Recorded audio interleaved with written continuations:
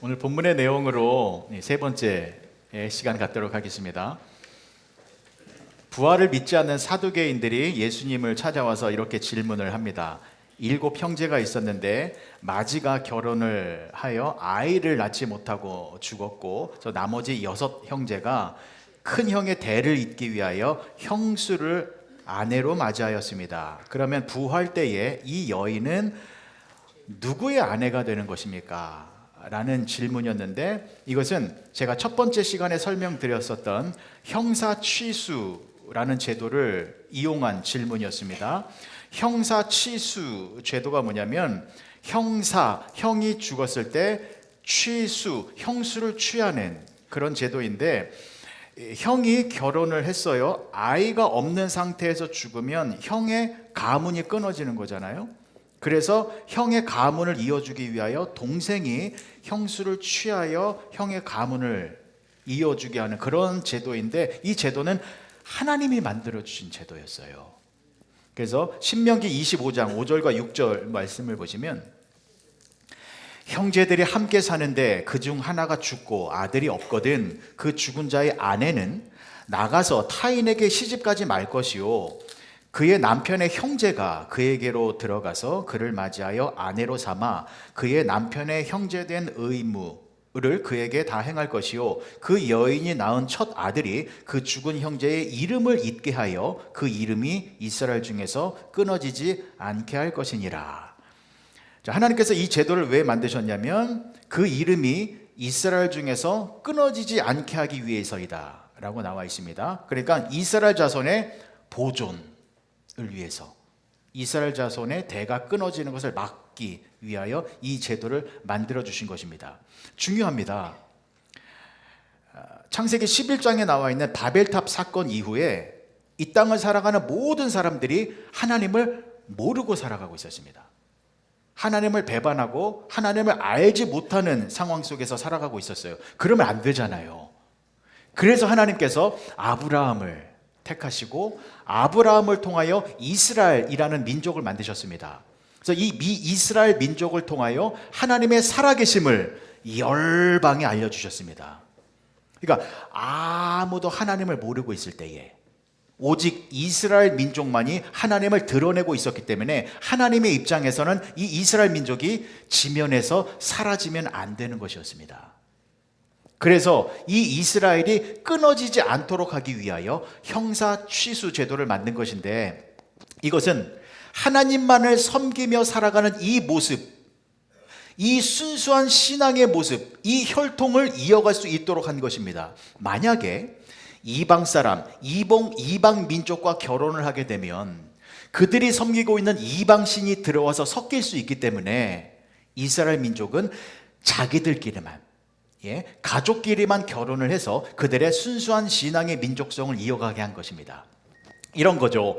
한국 사람의 순수한 혈통을 이어가기 위해서는 미국 사람이나 중국 사람과 결혼하는 것이 아니라 한국 사람들끼리만 결혼을 해야 한국 사람의 순수한 혈통이 이어지는 것처럼, 당시 이스라엘 백성들도 하나님만을 믿는 그런 민족의 정체성이 끊어지지 않도록 하기 위하여 형이 죽었을 때에 이방 사람이 아니라 그 동생이 형수를 취하여 대를 잇게 하는 것, 이것이 바로 하나님이 만드신 형사 취수 제도였다라는 것입니다. 자, 그러니까 이 형사 취수 제도가 만들어진 근본적인 이유가 무엇 때문이었습니까? 사랑 때문이었어요. 사랑. 하나님께서 이스라엘 민족을 너무 사랑하시고 이스라엘 민족을 너무 귀하게 여기시고 소중하게 여기셔서 그들을 온전하게 보존하기 위하여 형사 취수 제도를 만드신 것입니다. 이게 왜 중요하냐면, 자칫하면 이 형사 취수 제도가 여성의 인권을 무시하고 여성을 어떤 성적인 도구로 취급할 수 있게 되기 때문입니다. 만약 형이 죽었는데 이 동생들이 이 제도를 이용하여 형수를 농락할 수 있었거든요. 그래서 하나님께서 이 제도를 만드실 때 전적으로 사랑을 기반으로 했습니다. 사랑, 배려, 존중. 그래서 이 제도가 처음 실행되어졌을 때는요, 뭐 여성을 억압하거나 여성을 착취하는 모습이 있었을까요? 없었을까요? 없었어요. 자, 보십시오. 창세기 38장에 이 형사 취수 제도가 이용되어진 이야기가 나오죠. 어떤 내용이냐면 이런 겁니다. 유다에게 3명의 아들이 있었어요. 첫째 아들 엘, 둘째 아들 오난, 셋째 아들 셀라. 근데 이 엘이라는 첫째가 다말이라는 여성과 결혼을 했습니다. 근데 이 엘이라는 아들이 하나님 앞에 악한 일을 많이 했나 봐요. 그래서 하나님이 엘을 죽이셨어요. 아이를 낳지 못한 상태에서 죽었어요, 엘이. 그러니까 유다가 둘째 아들 오난을 다말에게 들여보냅니다. 근데 이 오난 둘째 동생이 못 됐어요.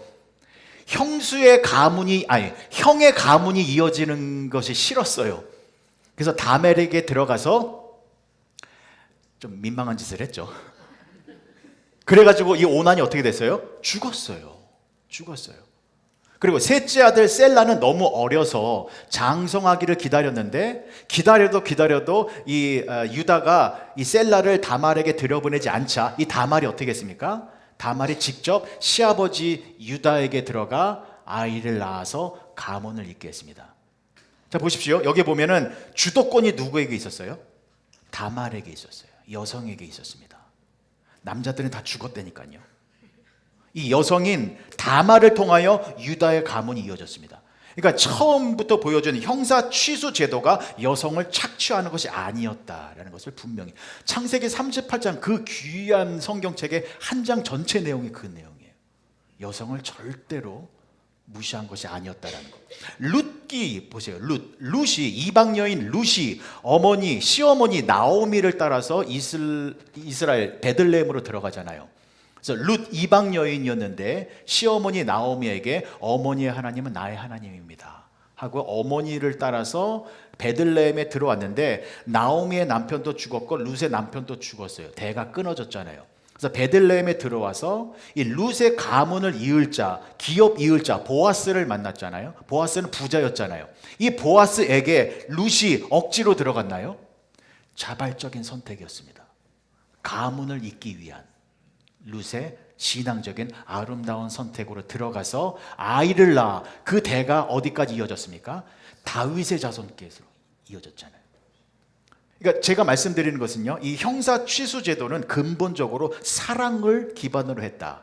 여성을 도구화하거나 강제적으로 인격과 의견을 무시하는 것이 아니라 하나님 나라의 그 백성의 가문을 잇기 위한 그죠? 여성들의 사랑, 존중, 헌신, 그러한 어떤 기쁨 속에서 이런 것이 이루어졌다라는 것입니다. 그런데 이것이 점점 왜곡되었죠. 변질되어졌습니다.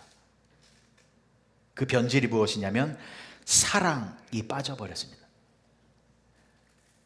여러분, 종교에서 사랑이 빠지면 폭력이 됩니다.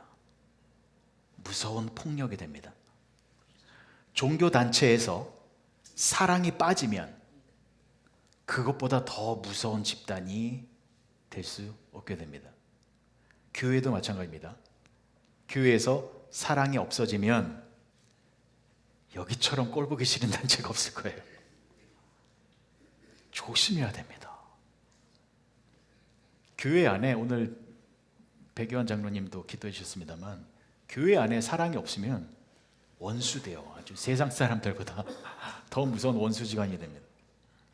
그러니까 기독교라는 종교도 사랑이 사라지면 기독교라는 어떤 교리, 법칙, 관례들을 사용해서 사람을 살리는 것이 아니라 억압하고 짓누르는 현상이 벌어질 수 있다는 겁니다. 대표적인 것이 예수님 시대였죠.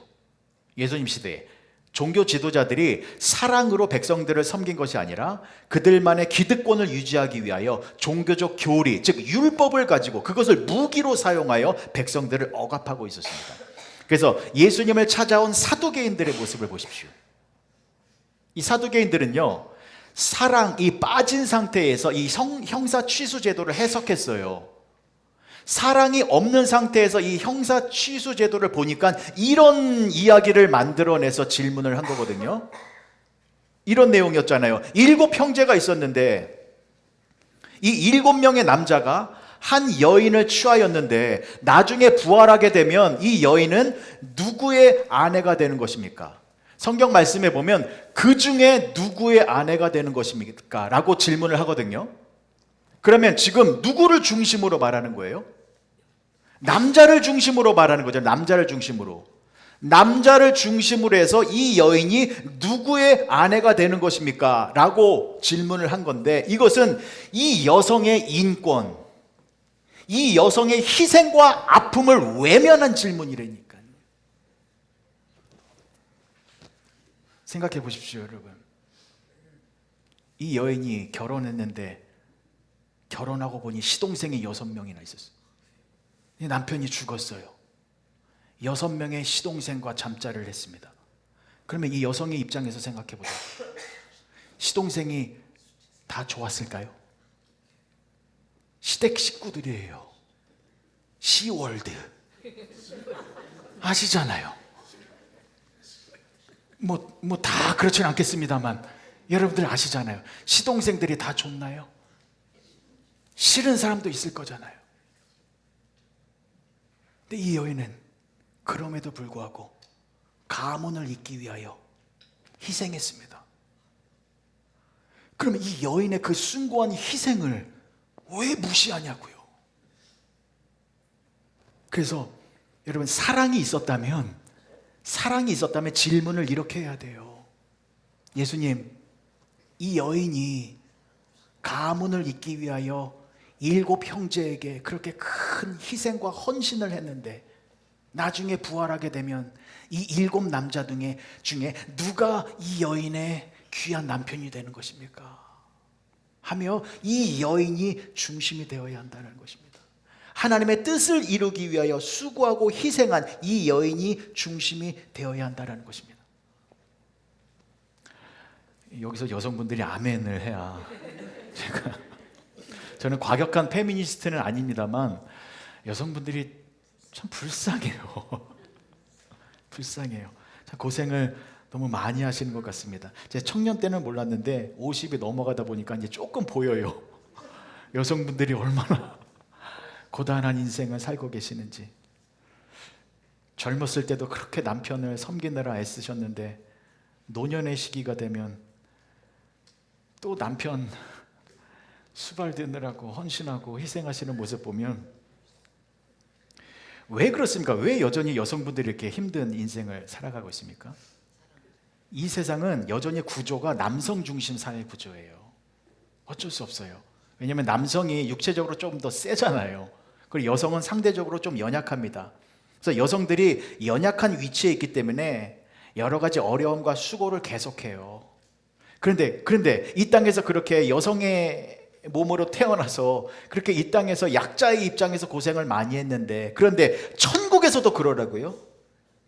천국에서도 지배층과 피지배층이 있어서 천국에 가서도 누가 내 남편인가 찾아서 그 남편 밑에서 복종해야 된다고요. 그래서 예수님께서 이렇게 대답해 주신 것입니다. 오늘 25절 말씀 보실게요. 사람이 죽은 자 가운데서 살아날 때에는 장가도 아니가고 시집도 아니가고 하늘에 있는 천사들과 같으니라. 부활 세계에는요, 장가도 아니가고 시집도 아니가고 모두가 하늘의 천사들과 같다라는 것입니다. 천사들과 같다, 무슨 뜻입니까? 평등하다라는 것입니다.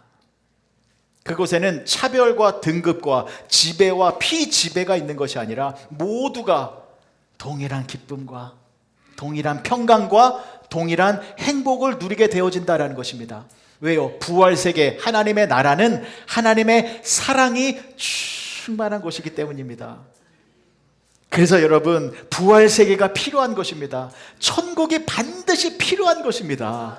왜냐하면 하나님께서 사랑으로 이 세상을 만드셨잖아요.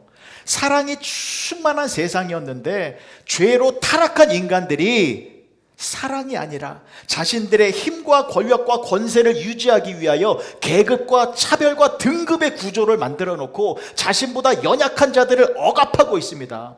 그래서 약한 자들은 늘 시달려요. 늘 고통 가운데 있어요. 아무리 발버둥 쳐도 이 신분의 차이를 극복할 수가 없어서 연약한 자들은 죽을 때까지 권력자들의 횡포에 시달리고 있습니다. 그런데 하나님의 나라는 그렇지 않다라는 것입니다. 하나님의 나라는 모두가 평화와 행복을 누리는 나라인데, 그 하나님의 나라가 어떤 곳인지 구체적으로 설명해 주고 있는 것이 이사야서 11장이지요. 이사야서 11장에 보면 이런 내용이 나오잖아요. 하나님의 나라는 어린 양과 이리가 함께 살고, 어린 염소가 표범과 함께 살고, 송아지가 사자와 함께 즐거워하는 곳이다 라고 나와요. 그러니까 하나님의 나라는 높은 자와 낮은 자가 서로 싸우는 것이 아니라 공존하며 함께 즐거워하는 나라이다 라는 것인데, 중요합니다. 제가 지난번에 이런 말씀 드렸죠. 천국에서 높이 올라가는 것은, 높이 올라가면 그 높은 곳에서만 누릴 수 있는 은혜와 특권과 영광이 있어요. 세상 사람들은 그래서 높이 올라가는 거잖아요. 높이 올라가서 그 높은 곳에서만 누릴 수 있는 영광과 특혜를 자기들만 누리려고, 그리고 밑에 사람 올라오지 못하도록 누르는 것이 세상의 구조잖아요. 천국은 높이 올라가는 목적이 그곳에만 누릴 수 있는 영광과 은혜를 그들만 누리는 것이 아니라 그것을 가지고 내려와서 밑에 있는 자들과 함께 누리기 위하여, 함께 즐거워하기 위하여 높이 올라가는 것이다. 이 선순환 구조를 제가 예전에 말씀드렸죠. 귀한 내용이기 때문에 이것은 잊으면 안 돼요. 그러니까 보십시오. 밑에 있는 자들이 위로 올라갈 수 없어요. 그래서 위에서 누리는 그러한 행복과 영광을 밑에 있는 자들은 엄두도 못 내요. 그런데 그것을 누릴 수 있는 방법이, 올라간 자들이 그 위에 있는 모든 것들을 그들만 누리는 것이 아니라 가지고 내려와서 밑에 있는 자들과 함께 누림으로 말미암아 천국은 어때요? 모두가 동일한 기쁨을 평등하게 누리게 되어진다라는 것입니다. 그래서 보십시오. 이사야서 11장에 어린 양과 이리, 어린 염소와 표범, 송아지와 사자, 이렇게 힘센 것과 약한 것을 구별해 놓고 있어요. 이것은 무슨 말이냐면, 여러분, 천국에 가면 구별이 있을까요? 없을까요? 구별이 있을까요? 없을까요? 저는 있을 걸로 생각이 드는데, 아니, 있어요. 이렇게 말씀을 드릴게요. 제가 천국에 갔어요. 저와 사도 바울 구별이 됩니까? 안 됩니까? 저와 누구를 할까요? 엘리야. 제가 맘먹을 수 있습니까? 저와 베드로. 큰 차이가 나죠. 큰 차이가 나요. 저는 그분들에 비해서 저는 한참 밑에 있습니다. 분명히 천국에는 차별이 있을 거예요. 그러나 사도 바울이 높이 올라간 이유는, 그 사도 바울이 높은 곳에서 자기만 그 영광을 누리기 위함이 아니라 그 높은 곳에 있는 영광을 내려와서 나와 함께 누리기 위하여 올라갔다라는 것입니다. 베드로가, 아브라함이, 엘리야가 높이 올라간 이유는 그 높이 있는 영광과 축복과 혜택을 내려와서 밑에 있는 나와 저와 함께 누리기 위하여 올라갔다라는 것입니다. 그러니 제가 천국에 가면 무엇을 누리게 되는 겁니까? 저보다 높은 사람들이 누리는 그 영광을 제가 차별 없이 동일하게 누리게 된다는 것입니다. 와, 이거 큰일 났네요. 이거 너무 좋은 거예요, 여러분. 천국은요, 상상을 초월하는 엄청난 기쁨이 있는 것입니다. 여러분, 성경을 읽을 때에 성경에 보면 위대한 인물들이 나오잖아요. 모세가 홍해를 갈랐습니다. 저는 죽었다 깨나도 홍해 못 갈라요. 여호수아가 여리고성을 무너뜨렸습니다.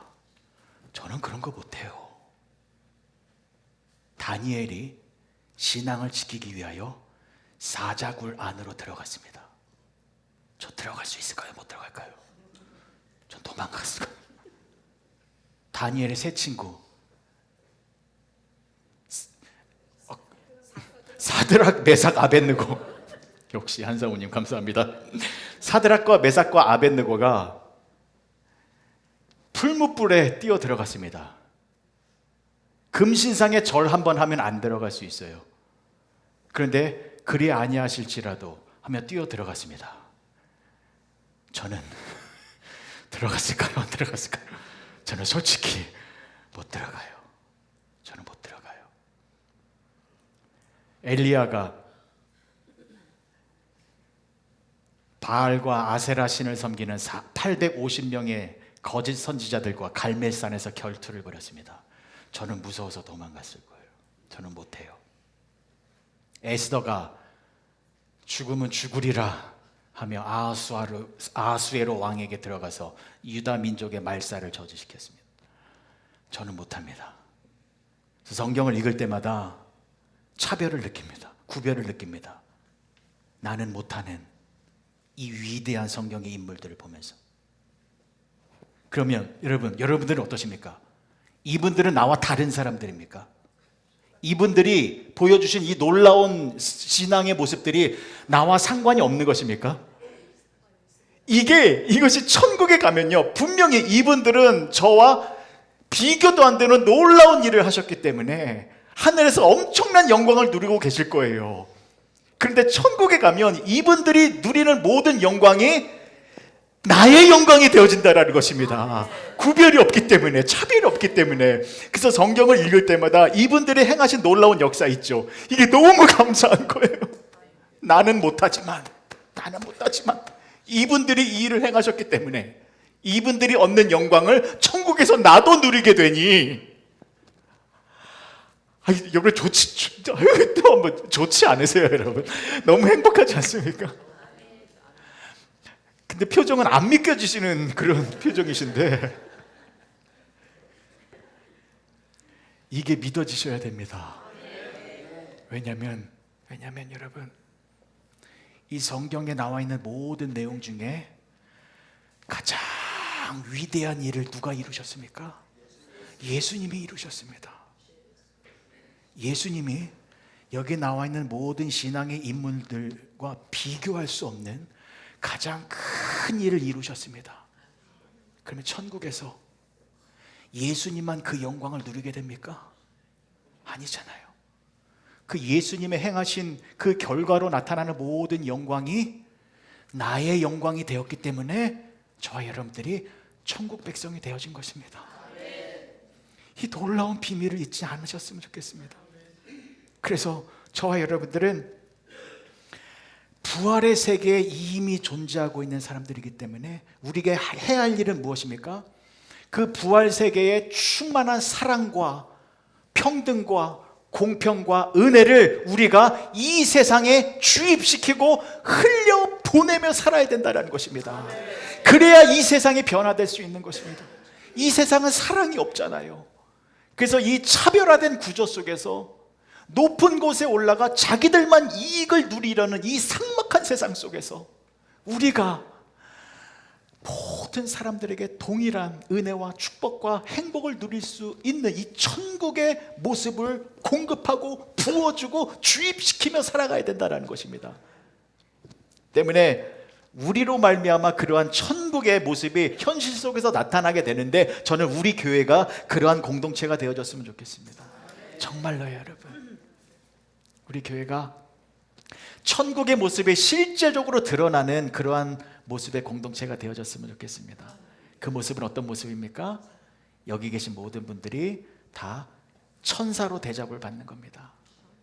남자와 여자가 아니라 천사로 대접을 받아 누구나 동일한 은혜와 축복을 누리는, 동일한 대접과 존중과 또 사랑을 누리는 그러한 우리의 모습이 되어졌으면 좋겠습니다. 그러기 위해서는요, 우리가 어떻게 해야 됩니까? 낮아져야 합니다. 나를 중심으로 네가 내 밑으로 들어와가 아니라 그 사람을 중심으로 내가 그 사람 밑으로 내려가야 합니다. 그럴 때에 우리 안에 실제적인 천국의 모습이 나타나게 되는 것입니다. 제가 너무나도 감사한 것은 그러한 모습이 우리 가운데 조금씩 일어나고 있다, 보여지고 있다라는 것에 저는 너무나 감사하고 있습니다. 정말입니다, 여러분. 지금 여기 계신 몇몇 권사님들과 집사님들 중에요, 지금 많이 참고 계시는 분들이 계세요. 정말 감사합니다. 지금 옛날 같았으면 이거 한판 해야 되는데 제가 알아요. 지금 그 참고 고개를 숙이고 어떻게 해서든 그분과의 다툼이 아니라 사랑의 모습을 이루려고 애쓰고 계시는 분들 제가 알아요. 너무 감사합니다. 우리가 그렇게 조금 더 노력하면 우리 안에 반드시 천국의 기쁨과 평강을 우리 모두가 누리게 될 것입니다. 그렇게 만들어갔으면 좋겠습니다. 다시 한번 말씀드립니다. 종교에서 사랑이 빠지면 폭력이 됩니다. 근데 여기서 달리 말하면 사랑이 가득하면, 사랑이 충만하면 그만큼 우리는 천국의 능력을 경험하게 되어진다는 것입니다. 여러분, 예수님께서 야곱의 우물가에서 사마리아 여인 만나주셨죠. 사마리아 여인, 여러분들 그 사마리아 여인 어떻게 생각하고 계시는지 모르겠습니다만 이 여인은요, 형사 취수 제도의 피해자였어요. 그러니까 사랑이 빠진 종교적 제도에 무참히 희생된 여인이었어요. 요한복음 4장 13절에서 19절 말씀 보십시오. 예수께서 대답하여 이르시되 이 물을 마시는 자마다 다시 목마르려니와 내가 주는 물을 마시는 자는 영원히 목마르지 아니하리니 내가 주는 물은 그 속에서 영생하도록 솟아나는 샘물이 되리라. 여자가 이르되 주여 그런 물을 내게 주사 목마르지도 않고 또 여기 물 기르러 오지도 않게 하옵소서. 이르시되 가서 내 남편을 불러오라. 여자가 대답하여 이르되 나는 남편이 없나이다. 예수께서 이르시되 내가 남편이 없다 하는 말이 옳도다.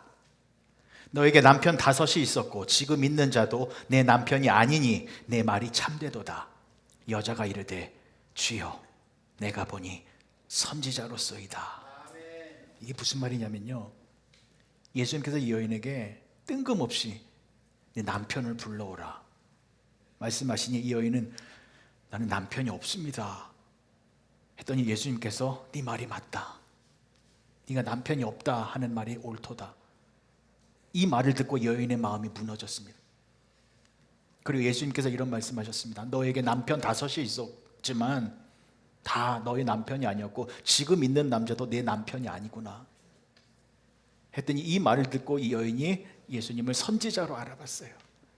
메시아로 알아본 겁니다. 예수님을 정확하게 알아본 거예요. 이 말을 듣고. 그럼 이 여인이 왜 이 말을 듣고 예수님을 정확하게 알아본 것이냐면 예수님은 이 여인의 원통함을 꿰뚫어 보고 계셨습니다. 남들은 모르고 있었어요. 아니, 더 못된 건 뭐냐면요, 남들을 알면서도 이 여인을 괴롭히고 있었는데 예수님은 그러지 않았어요.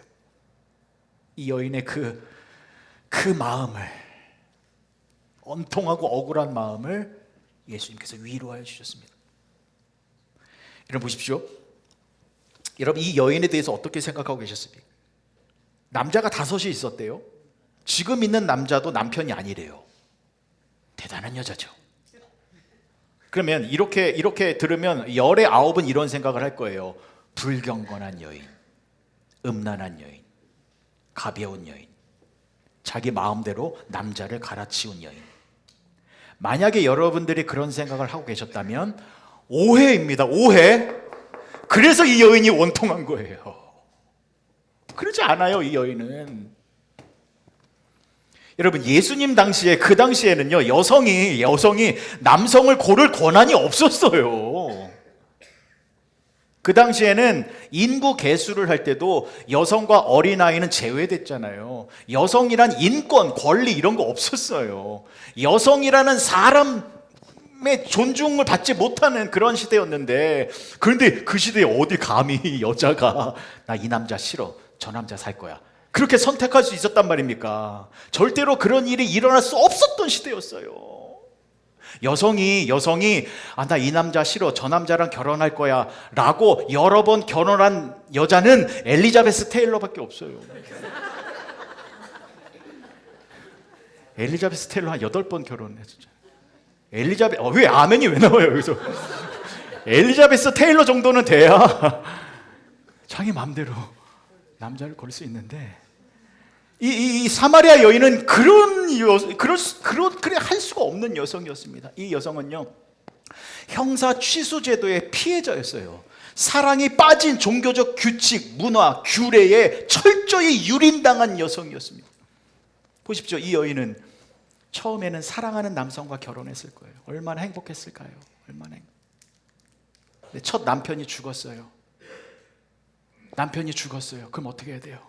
어쩔 수 없이 시동생이건 다른 남자와 함께 해야 합니다. 싫어도 어쩔 수 없어요. 이렇게 해야 돼요. 싫어도 다른 남자와 살아야 합니다. 그래서 이 여인이 뭐라 그랬어요? 나는 남편이 없습니다 라고 말한 겁니다. 여러분, 나는 남편이 없습니다. 지금 있는 남자도 내 남편이 아닙니다. 무슨 소리예요? 나는 지금 억울한 상황 속에 있습니다. 나 행복하지 않습니다. 나 지금 억지로 이 상황 속에 처해 있는 겁니다. 그래서 예수님께서 네 말이 맞다, 네가 남편이 없다 한 말이 옳은 말이다 라고 말씀하신 것은요, 이거잖아요. 얼마나 힘들었니? 그래, 얼마나 괴롭고 마음이 아프고 고통스러운 삶을 살고 있느냐 라고 하며 예수님은 이 여인에게 사랑을 전해주신 것입니다. 사랑이에요. 사랑이 빠진 종교적 규례로 너 남편 없는 것 맞잖아, 지금 이렇게 살아야 돼 라는 어떤 팩트로 공격한 것이 아니라 이 여인을 위로하기 위한 사랑의 마음으로 이 말씀을 해주셨다는 것입니다. 근데 예수님이 주신 이 사랑은요, 예수님의 사랑은 가벼운 사랑이 아닙니다. 여러분, 예수님께서 우리들에게 주시는 사랑은 무거운 사랑이에요. 무거운 사랑. 어느 정도 무겁냐면 우리 안에 있는 모든 원망과 원통과 모든 어두움을 몰아낼 수 있는 그만큼 무거운 사랑이다라는 것입니다. 예수님께서 이 사랑을 전해주시자 이 여인의 마음속에 있었던 이 커다란 산 같았던 이 원망의 모든 것들이 사라지고 그녀의 마음속에 생명수가 솟아나는 그런 천국의 기쁨을 누리게 되어졌다는 것입니다. 그래서 보십시오. 이 여인이 그래서 어떤 모습을 보였어요? 동네 사람들에게 들어갔잖아요. 동네 사람들에게 들어가서 그 동네 사람들이 누구입니까? 그동안에 나를 모욕하고 나에게 손가락질하고 나를 오해했던 그런 원수들이잖아요. 원수들. 근데 예수님의 사랑으로 충만해지니까 그 즉시로 들어간 곳이 원수와 같았던 동네 사람들, 그 사람들에게 가서 뭐라고 말했습니까? 여러분, 내가 메시아를 만났습니다. 내가 예수님을 만났습니다. 그러면 여러분들도 오셔서 예수님을 만나보십시오. 제가 여러 번 말씀드립니다만 이 사마리아 여인 굉장히 중요한 모습이에요. 예수님을 올바로 만나면 원수들에게도 찾아가서 사랑을 전해주는 이러한 모습이 나올 수밖에 없다는 것입니다. 자, 그래서 동네 사람들이 어떻게 했습니까? 그 여인의 말을 듣고 이렇게 해요. 요한복음 4장 39절에서 42절이요. 여자의 말이 내가 행한 모든 것을 그가 내게 말하였다 증언하므로 그 동네 중에 많은 사마리아인이 예수를 믿는지라. 사마리아인들이 예수께 와서 자기들과 함께 유하시기를 청하니 거기서 이틀을 유하심에 예수님의 말씀으로 말미암아 믿는 자가 더욱 많아 그 여자에게 말하되 이제 우리가 믿는 것은 내 말로 인함이 아니니 이는 우리가 친히 듣고 그가 참으로 세상의 구주신 줄 알미라 하였더라. 동네 사람들이 어떻게 됐어요? 예수님이 구세주이신 것을 알고 믿게 되어졌어요. 보십시오. 동네 사람들이 예수님을 다 믿게 되었어요. 그러면 이 동네 무슨 동네가 된 거예요? 예수 마을이 됐죠. 예수 마을이 뭐예요? 예수님의 사랑이 충만한, 천국의 그 기쁨과 행복에 충만한 그러한 마을이 되어졌잖아요. 자, 그러면 성경에는 안 나옵니다만 이 사마리아 여인이 그 동네에서 어떻게 살아갔을까요? 천사처럼 대접을 받았겠죠. 그 전에는 손가락질 당하고 미움을 당했었는데 이 여인으로 말미암아 동네 사람들이 다 예수님을 믿어 예수님의 사랑에 충만한 예수 마을이 되니 이 여인은 모든 사람들에게 존중을 받는 귀한 삶을 살아가게 되어졌을 것입니다. 저는 우리 교회가 그러한 예수 마을이 되어졌으면 좋겠습니다. 예수님의 사랑이 충만하여져서 여기 계신 모든 분들이 천사처럼 귀한 대접을 받는 그러한 우리 교회 공동체가 되어졌으면 좋겠습니다. 자, 그러기 위해서는 여러분들이 사마리아 여인의 역할을 해주셔야 돼요. 여러분들이 먼저 예수님으로 충만하셔야 합니다. 여러분들이 원통하고 억울한 상황이 있으면 기도하십시오. 예수님이 여러분들을 만나 주실 것입니다. 그리고 예수님의 사랑으로 여러분들이 충만해질 것입니다. 그러면 그 예수님의 사랑을 받았으면 그걸 나만 가지고 있는 것이 아니라 옆 사람에게 전하여 주십시오. 부탁드리겠습니다. 예수님의 사랑을 옆 사람에게 흘려 보내주시기 바랍니다. 그러면 여러분들이 예수님의 사랑을 전하잖아요. 상대방은 내가 모르는 작은 변화가 일어나게 되어 있습니다. 제가 지난주에 조금 힘든 일이 있었습니다. 뭐 해결책이 생각나지 않아서 너무 답답해서 이걸 어떻게 해야 되나. 그러다 보니까요, 이 메말라지더라고요. 심령도 메말라지고 생각도 메말라지고 제 마음속에 이게 돌덩이가 생기는 것이 느껴졌습니다. 이 답답한 돌덩어리, 이거 풀지도 못하겠고 어떻게 해야 되지? 너무 괴로웠는데 이 돌덩어리가 순식간에 모래처럼 날아가게 되었습니다. 왜 그러냐면요, 목요일 오전쯤이었을 거예요. 정삼회 목사님께서 저에게 전화를 주셨어요. 가끔 전화를 주세요. 잘 지내는가? 그러면서 안부 전화하면서 교회 이런저런 일 이렇게 여쭤보면서 이렇게 통화를 하는데 아버님의 목소리에 사랑이 가득 담겨있는 목소리였습니다. 그 사랑이 가득 담겨있는 목소리를 들으니 예수님의 사랑이 전해지는 것처럼 느껴졌습니다. 그랬더니 제 이 바위 덩어리가 이렇게 무너져서 제 안에 있던 바위 덩어리가 무너지니까 지혜가 생기고 길이 보이고 그러더라고요. 평안함이 찾아오고. 사랑하는 성도 여러분, 기독교는 사랑의 종교예요. 우리 안에 예수님의 사랑이 가득합니다. 그 사랑을 전해주시기 바랍니다. 아버님께서 저에게 왜 전화를 주셨겠습니까? 그 사랑을 전해주고 싶어서.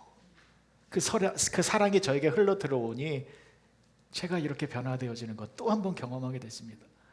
여러분들도 여러분들 안에 있는 그 사랑을 여러분들만 고이 간직하지 마시고 흘려보내시기 바랍니다. 그러면 상대방 안에 분명히 변화가 일어나요. 제 주변에 보면 조금 안타까운 분이 계세요. 5분만 더 할게요. 시계 보지 마시고요. 5분만 더 할게요.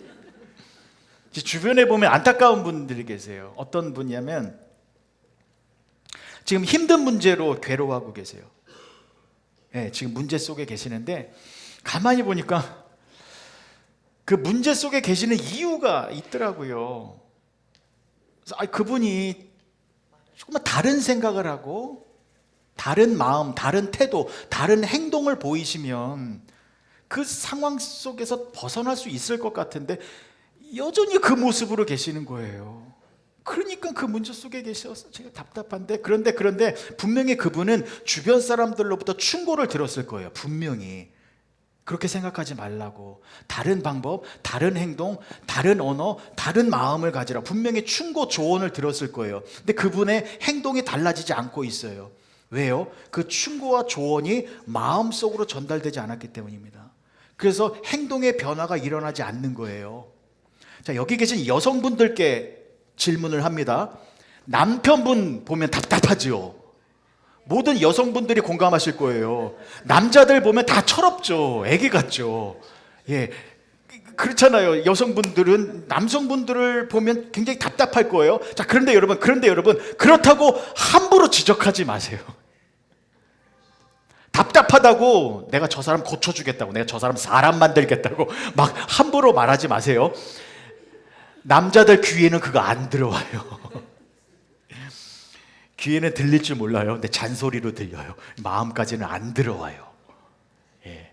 그래서 남자들 행동 안 바뀌어요. 한사모가 말을 할까요, 안 할까요? 듣기 싫은 소리 한 적 많아요.